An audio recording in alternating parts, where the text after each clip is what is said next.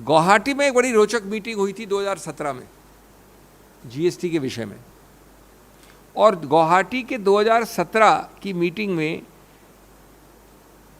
75% items को सबसे बड़े स्लैब 28 से कम करके सबसे बड़े स्लैब में करीब करीब सिर्फ 50 आइटम रखने थे, और 178 आइटम्स को उस 28% स्लैब से नीचे ले आए थे।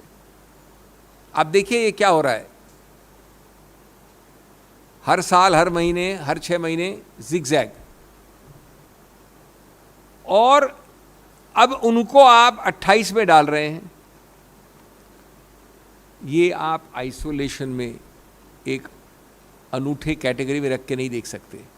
ये आप तब कर रहे हैं जीएसटी जब आपका होलसेल इंडेक्स 14 और 15% के बीच में है, जिसके विषय में आपने यहाँ से कल बात की थी, और रिटेल है 7.5 के लगभग, कभी 7 हो जाता है, कभी 8 हो जाता है, कभी 6.25 हो जाता है।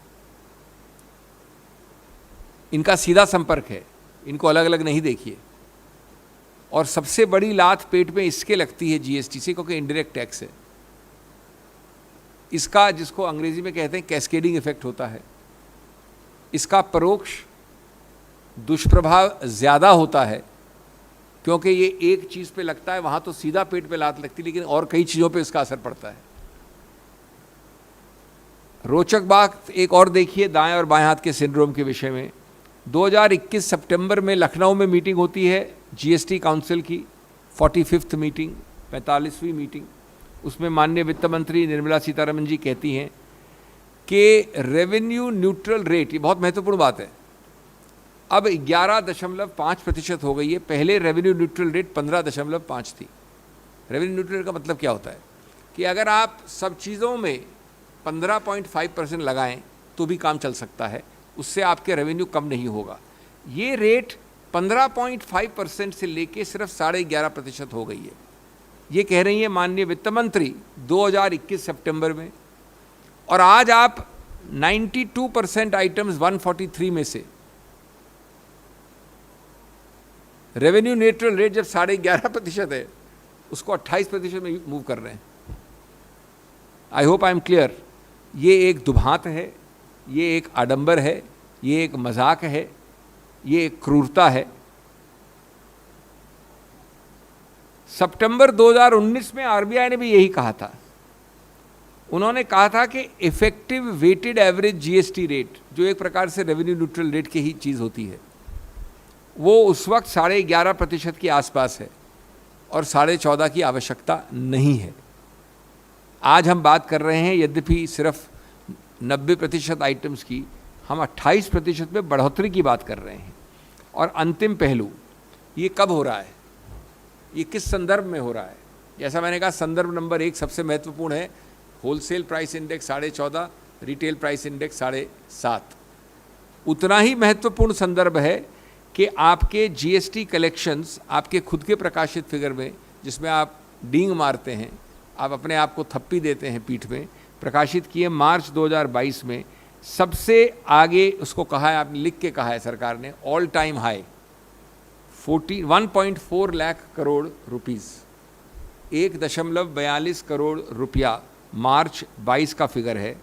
ये 30% ज़्यादा है एवरेज मंथली कलेक्शन के, जो औसतन मंथली मासिक होता है फिगर, उससे 30% अधिक है।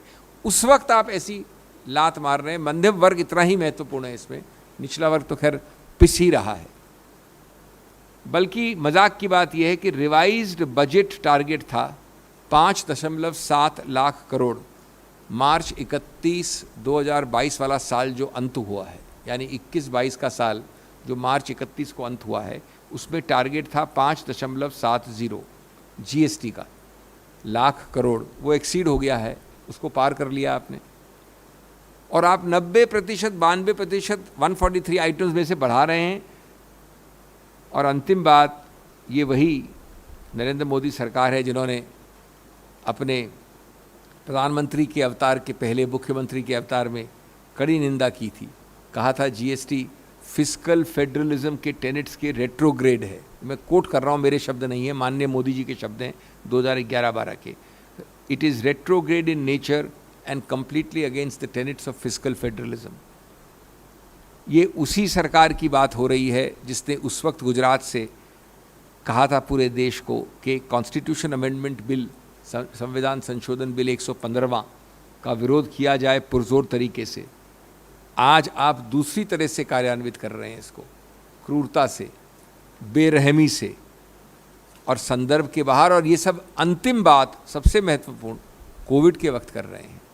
कोविड कम हुआ है, जा रहा है, भगवान करे कि पूरा चला जाए, लेकिन हम कोविड को भुला नहीं सकते। अभी हम कोविड से निकल रहे हैं।